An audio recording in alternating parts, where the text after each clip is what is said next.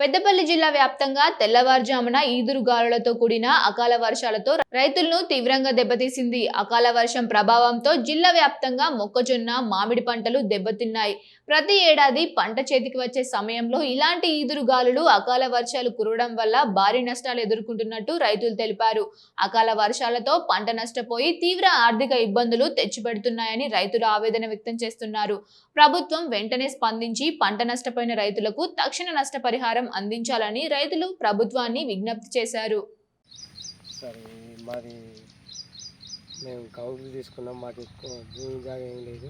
కౌలుకు తీసుకొని పెట్టినాం. ఈ పంట మక్క పెట్టుబడి బాగా అయింది. దరిదాపుగా ఎకరాలు 20,000, 25,000, 30,000 పెట్టుబడి వచ్చింది.